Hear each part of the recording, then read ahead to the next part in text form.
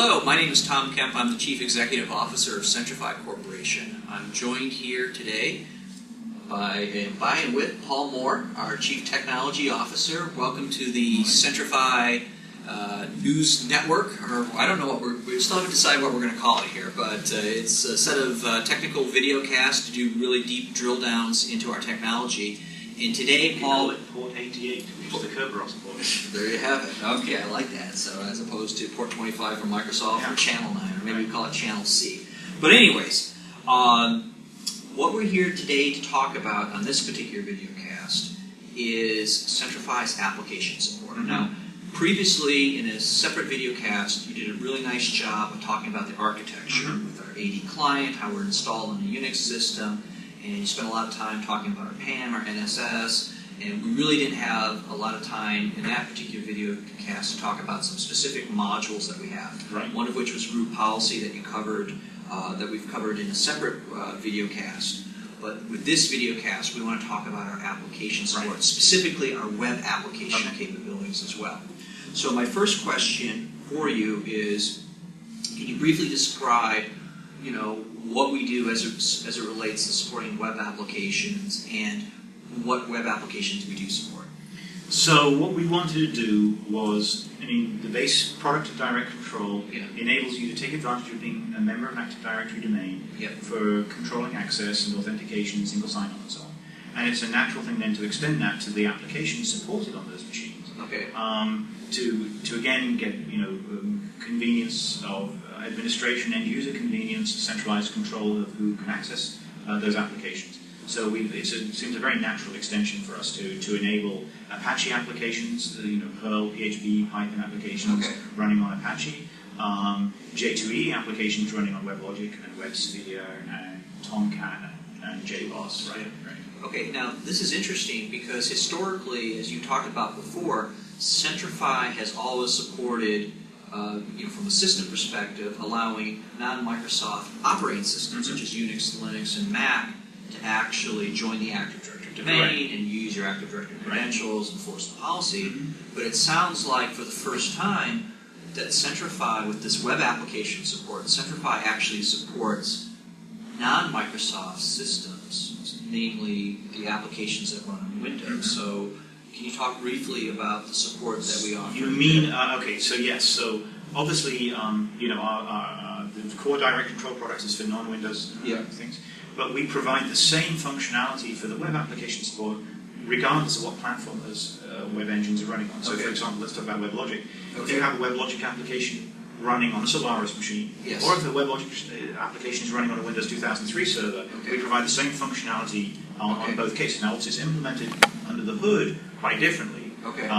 But from the functionality, the programmer's viewpoint, the administrator's viewpoint, they're all configured and set up and behave the same. So what is the functionality that we actually deliver irrespective of the platform for the web application? Okay, so the high level, the functionality we offer is first of all associated with authentication. So we will allow simple user and password authentication to happen. So if you're accessing an application, your browser says what's your user and password. Before your application, let's say WebLogic, may have looked that up in a local database or some local configuration files or an LDAP directory or something, we will now look those up in Active Directory for you. And of course, not only do we look them up, because it's using your Active Directory user and password, we get all the same things about centralized lockout of people. If people leave the company, it will be disabled, all the password management and so on. So that's almost the simplest functionality. A nicer piece of functionality is to get silent authentication. In that, if let's suppose a very typical organization, you're using your Windows XP desktop, you've signed in the morning using your AD credentials, your user and password to log into that machine. You use an IE to talk to various in-house applications. If they're running on IIS, you don't have to re-authenticate. You silently get authenticated to those machines. We extend that capability now to all of the web servers we just listed. So the WebLogic server, now you point your IE browser at the WebLogic application. The WebLogic application just knows who you are without you having to re-authenticate. So people deploy. Okay, go ahead. And the final sorry. basic functionality is we can also control people's access to those applications based on their group membership within Active Directory. So not only doing authentication, we're doing access control. Authorization. Authorization, yes. All right. So, but I mean, clearly people deploy and use these web applications in two basic scenarios. The first scenario is in an intranet environment, where it's a sales order application potentially. But they also deploy and use the web applications in an extranet or federated scenario as well. So I know what you're asking, and in fact, I'm going to answer the question because there are two very different technical things there. Okay. However, I would point out that in fact, that distinction, the extranet versus intranet distinction, is actually gradually disappearing. Okay. That in fact, people really, they acquire a company. Is that an extranet thing or an intranet thing, right? It's really a bit of both, right? And people out on the road still using internal applications. They're outside, but they want to use internal applications. Plus, there is the completely valid thing, where two separate businesses are cooperating to do whatever thing they need to do, some joint project, or what used to be EDI business transactions between them needs to have extranet things as well. Okay. So I'm just saying that the kind of distinction is kind of getting more and more muddied as businesses get more agile. Guys, that makes sense. So it might be good to just do diagram things out and do a chalk talk about how we actually go about supporting in these kind of blurring scenarios. So what I wanted to make clear first of all is we have two different pieces of technology that we actually have for doing the two different scenarios you're talking about. Okay. But from an end user viewpoint, and importantly from an application developer's viewpoint, they are the same. Mm-hmm. So the engine under the hood is different, and how some of the configuration needs to be done when you deploy it is different. But the application programmer's viewpoint, the end user's viewpoint, everything in here is the same. Okay.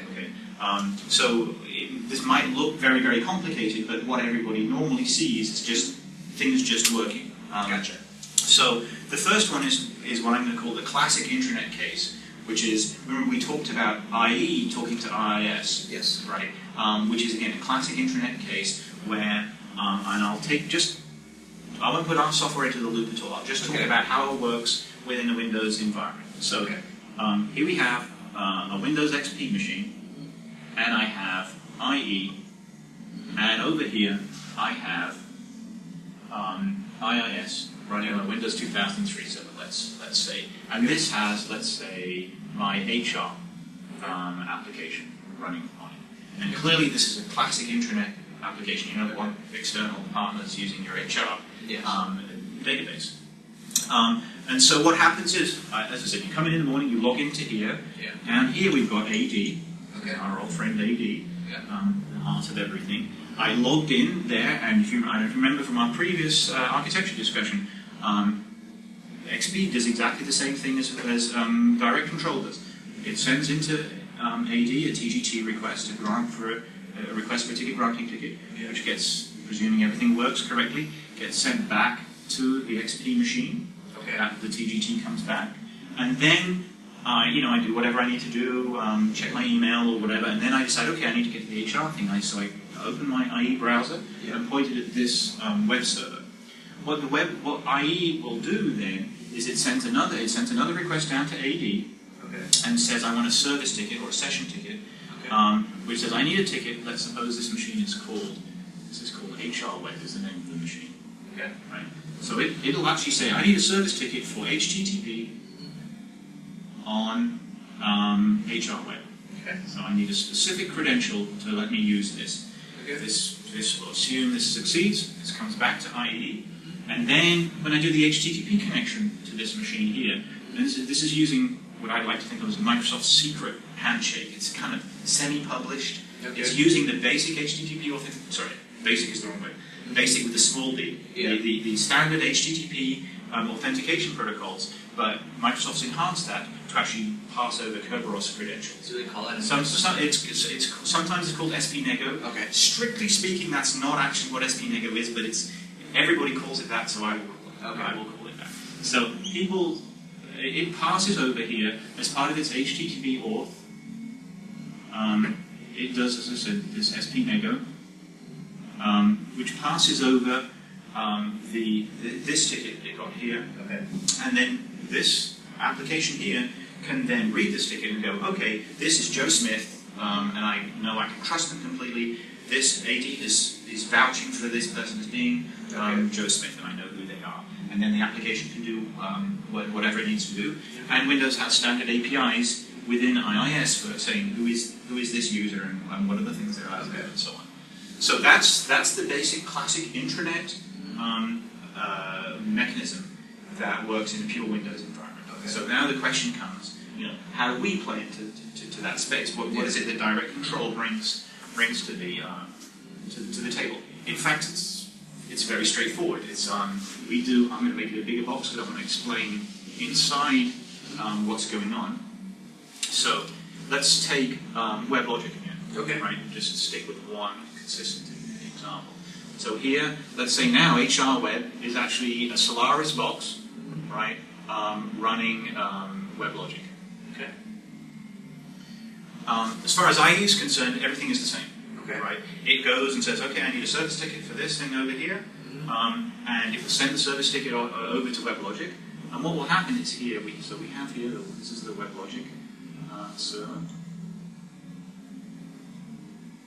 and we have, and I forget the precise technical name on each different platform, but all of them have security plugin infrastructures. They call them different things on different platforms. WebSphere calls them one thing, WebLogic calls it something else, but we have an authentication plugin. And the WebLogic engine sees this is an authentication request, and it passes it down to us. We will validate that, and then we will pass that off. Again, if people have seen our previous discussions about the overall architecture of the product, we have this thing called AD Client, which is both, is aware of where the domain controllers are, has all the information about the Kerberized infrastructure, has all the caching and so on. And so the authorization, the authentication plugin talks to AD Client. AD Client will interpret the tickets here, make sure they're correct, and then we'll come back and say, yes, this is Joe Smith. And then what will happen is when the application is run, so here's the actual HR, let me just extend this out a bit here. So here's the HR application actually inside WebLogic. When that now runs, it will make calls through WebLogic, which will actually come back to us again, and it'll say, who is this user? And then we come on to the authorization part, which is what are they allowed to do, which is a second question. So there's a well-known API this thing can use to say who is this, and we will reply through this plugin who that is. There's also a well-known API within Java applications of saying what role is this user in. You can say, is this user an HR administrator, or is he just a regular employee, for example? Okay. So the app, will change the menus depending on whether they're in the administrator role or just an employee role. And that call will come through here, and what we do is we map the roles, like HR administrator, to AD group membership. So this request comes through to here. This is aware of all the groups that a user is a member of, and will answer, yes, he is in this role, or no, he's not in that role.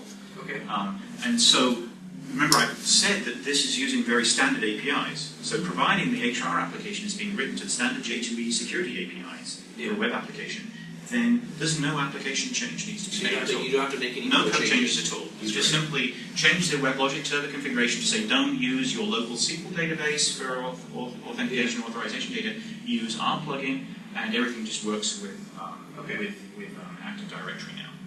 So the user experience though is exactly the same. They used IE, they clicked on the web application, they just got silently signed in, and the application just knew who they were. Some of these web applications kind of provide these generic LDAP lookup capabilities, and so the added value that we have is, it sounds like there's a lot of added value, but one of which is the Kerberos that we actually introduced, facilitate the Kerberos capabilities. Yes.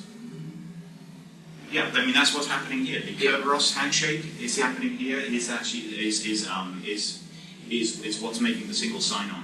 Or what I like to call zero sign-on. I signed on once and I never have to sign on anywhere again. Paul, that's great. So this is the intranet scenario. What is the federations Yeah. in the environment. Okay. So although a lot of the components are the same, I'm just going to kind of scrub and start again just to, All right, no to sort of tell the narrative as we go forward. Okay. So I might have, by acquisition, have multiple forests. Okay. I might have people outside my firewall, and really Kerberos doesn't work very well across firewalls. I might have partners, they're certainly not a member of my forest. Okay. And so that solution doesn't really work outside the classic single forest environment.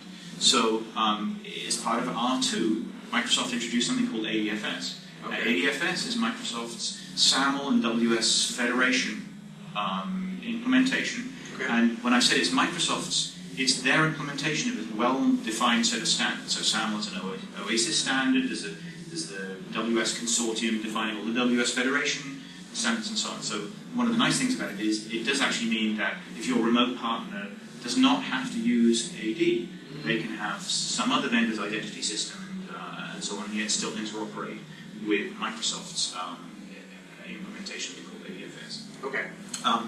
A lot of people kind of tend to glaze over when they hear SAML, WS Federation and things. It sounds like a lot of messy goop and very difficult to set up and everything, but actually it's relatively straightforward if you just kind of focus on the basic flows of what's happening. And when was ADFS introduced? So ADFS is part of R2. Windows 2003? Windows 2003, R2. And I mean, what's really interesting about that is that technology is included in the box of the 2003 Enterprise Edition. Okay. So everybody who buys Enterprise Edition now has this technology for free in their environment. So it's well worth looking at. It sounds almost like I'm trying to sell ADFS. It is a very interesting piece of technology. But it extends AD beyond the internet scenario. Right. Exactly. So right. Well, the more interesting point is it solves a real business problem that people increasingly have, how to deal with people who are not in my direct forest. Okay. It deals with it in both a standards way and a cost-effective way. Yeah. That's really the benefit of it. So I'm just going to dive straight into the architecture of how it works. Okay. The way it works is there's a concept you need to understand, which is you have what's called the account side and the resource side. Okay. And the resource side is where the web application is. So if we take, I was going to say we'll take the HR application, but that's a bad example. Okay. Let's suppose we have an order processing application that we actually allow our partners to query, let's say, the state of their orders, or maybe even modify orders in our order processing system. So over here we have, and again I'm going to do this just pure Microsoft before I mix us into it. So we have IIS, right? Let's say called ORD, the name of the machine, and in here we have our ASP.NET application that's doing all our stuff, right? And it's called the resource side because this is the resource that users want to actually use. We have AD, which this is ADFS, it requires AD. Yeah. And what Microsoft introduces is a thing called a federation server. Active Directory Federation Server is actually a server, one of the services that can run on a Windows 2003 machine. So this could be, for example, a manufacturer of, say, widgets. Widgets. This is a widget manufacturer, and up here we have somebody who builds bigger things that needs widgets. So they're going to be able to place orders for widgets. And they're a very tight business relationship. And there could be multiple of those. Yes. So if this makes auto parts, they're like the premier provider of auto parts. That could be 5, 6, 7 5 different automobile manufacturers placing orders. Okay. Well, I'm only going to look at one. Okay. Otherwise, my board will get to Okay. So then, on the account side, now remember what I said. If this is the major boundary that we're talking about covering, right? And this could be, across the internet firewalls, or it could just be between different business relationships, or it could just be a forest boundary, but within the same company. But this is the main boundary we have to cross. Okay. And I did say that it's a standards-based thing, and what that means is the things that are happening on each side of this boundary do not have to be both Microsoft, do not have to be ADFS. Okay. So, the transactions which logically go across here are standards. Okay. What I'm going to talk about is one where it's Microsoft on this side and Microsoft on that side. Okay. But it could be Microsoft on here and some other vendor up here. Okay. I'll just use the simpler case where it's Microsoft on both sides. So up here we would have AD. Always our constant friend throughout all of these adventures is Active Directory. And we have an Active Directory Federation server itself, which is logically the same as this, except it's playing a different role.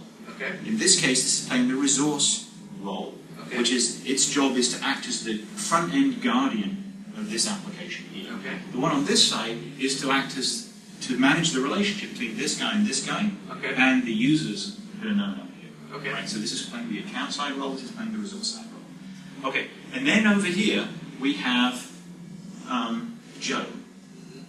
This is Joe sitting on his XP machine. And he's with the actual running ID, and he lives here. Okay. Okay, and I've drawn him deliberately on the edge here, and you'll see why. Because he needs to have access to both of these systems. He needs to have network connectivity, not the HTTP connectivity. Okay, gotcha. Right. And in fact, although I've drawn protocol flowing here, actually nothing flows between these. Everything flows through his browser. Okay. So, Joe is logged in here, and somebody says to Joe, okay, we need to double our order for left-hand front widgets for next week. So Joe points his web browser at this application. So clearly, this has to be outside. And he previously obviously got a ticket when he logged on, so he's already been enabled in Active Directory. Okay, well, all right, go ahead. I'll shut up. Stealing my story. All right, sorry about that. So let's assume that he is a member of this forest, and he is logged in as Joe when he came in the morning. Gotcha. In fact, it will work in all sorts of different environments, but let's just take that one, right? Okay. So, yes, he's already been logged in. All right. Okay. So, he points his web browser at this application here. Okay. Notice that he is not a member of this domain, right? The only connectivity he needs is HTTP connectivity to this machine. He connects to here, then Microsoft has a piece of software in front of here, which is like their ADFS front-end agent. This goes, well, this is an ADFS application, and you don't have any ADFS magic tokens or cookies or anything when you're coming to me, right? Because it's the first time he's logged in the day. What ADFS will do then is this ADFS will redirect this guy using the HTTP redirect. So he said, I want here, and this application will say, no, actually that's the wrong URL. The URL you actually want is over here. So the user originally came here, he's then redirected back to this guy, because this one knows that this is my guardian, this is my the gatekeeper for me. This one then tries to work out, okay, I can see Joe is trying to do something. I actually need to know, I need to send Joe back to his home account side ADFS. Okay. In the case where there's only one, that's really easy because there is only one, right? But if you have multiple partners, he needs to work out whether to send him back to car company A or car company B, in your example. Okay. And the ADFS has several strategies, including you can put your own logic in it to say, I know that this means go over here or over there. Plus, it can have previously put cookies in here to say, I know that Joe comes from this one. But by hook or by crook, this guy will work out which one. And then this web server will say, no, actually, the application you want isn't here. The application you want is over here. And so I'll send another redirect to this one. Okay. This guy will now say, okay, I need to authenticate this user. Okay. And it will just use whatever authentication mechanism it's been set up to. So it could ask him for a user and password to do whatever it wants. The normal thing is it will say, okay, I'm a member of the same forest. He's logged in using his AD credentials, and therefore I will just silently authenticate him because this is an ASP.NET application itself, right? So he will get silently authenticated. So the user experience is he hasn't been asked for any user or passwords or anything. And this thing will now issue a SAML token for him, saying, okay, I know who he is, and also ADFS will check, is this user allowed to use these applications, and so on. It will issue a SAML token to him. And then do another redirect and say, actually, no, it's not here, it's back here. And this guy, but this time when he comes back, he'll have his SAML token in his request as well. Okay. And this guy will go, okay, the SAML token, is it from somebody I trust? And as previously, via exchange of certificates. Tell me when you're getting bored to death. No, this is good. Via exchange of certificates, they've agreed trust between them. Not Kerberos trust, just ADFS trust based on certificates. It'll look at the SAML token, so the SAML token's just arrived here, and go, okay, then this is Joe, and it actually then reissues another SAML token that comes from itself rather than from a remote one. Because this guy is very paranoid. He only trusts this person. Okay, so he issues a new SAML token with the same logical contents, although you can add something, or basically it's the same contents. And that SAML token then, sorry, it does not get it then does another redirect, which redirects the user back here, this time with a SAML token issued by this guy. And now, when this person looks at it, and this piece of code looks at it, it goes, aha, I know who this is because it's got a SAML token, I trust it because it's come from this one. And now the user can actually log in and do their business in there. Now, it looks enormously complicated. You probably expect it to take like 3 weeks for all that to work. Actually, it works in the blink of an eye. And there's a lot of clever caching going on to prevent reuse, overstressing the environment. But the really interesting thing to point out is that notice this guy never talked to this guy. This never talked to this never talked to this. Everything just went through the web browser. So it works very nicely with the firewalled environment. Gotcha. Right? As long as you've got HTTP ports open, all of this will flow cleanly. Now we want to view it from the application programmer's viewpoint. So this module, ASP.NET has standard APIs for saying who is this and what roles are they in.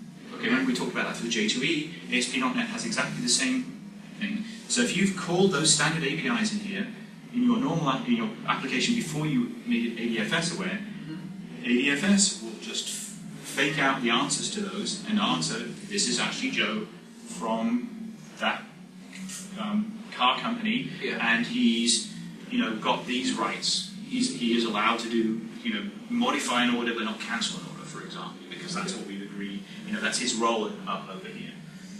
Notice the important point about all of this is the definition of the user is here, not here. This side doesn't know anything about Joe. All it knows is I trust this side to say, honestly, this is Joe, and honestly, Joe is allowed to do these things. So if Joe was deprovisioned from AD, that's perfect. Yes. Because of this is the whole federation, of course, is an enormous topic in its own right. I'm just trying to not drill too deep in some of the business issues, but classically, without all of this, what you do is have to create Joe here, right? And when Joe leaves here, typically the HR process up here was not going to go and inform these people that Joe left, right? So you've got accounts flying around all over the place. It's just a horrible mess. Okay, so now the question is, how does direct control play into all of this? What do we actually do? So it's actually very straightforward. We imagine that this is instead WebLogic system, and we have now here the Centrify direct control ADFS module on top of WebLogic, and with here an authentication plugin as well, just like we had before. And the parts ordering application running here. And the flow is exactly the same. As far as this guide is concerned, this looks exactly the same as it was before. The interactions, all the interactions that happen exactly the same way. The story about how the application needs to be modified or not is the same as well. That if you've written this application, remember I said for the Kerberos one, if you've written the application using the standard J2E APIs, for doing logging and authentication and authorization checks. The same is true here. That if you've written the application using the standard J2E APIs for that, then we backend those apps, those APIs, and the application will just work. Now, we do provide additional tools that if you want to take more advantage of some of the features of SAML, what's called a claims-aware application, to put more than just this is an administrator or not. You might want to say, this is their rank. Let's say it's a military application. This is their rank, because that might mean very important things about what they're allowed to do. And that's not just a Boolean yes/no. It's a value. You might want to also have their email address or their telephone number.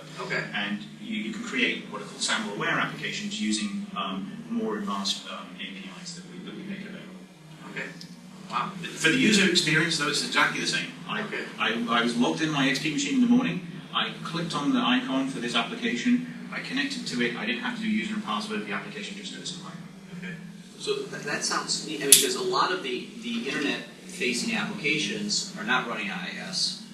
They're actually running Apache or WebLogic or J2EE. Yes. And so now, with our software, they can actually enable that in an ADFS environment with that, just basically plugging it right in.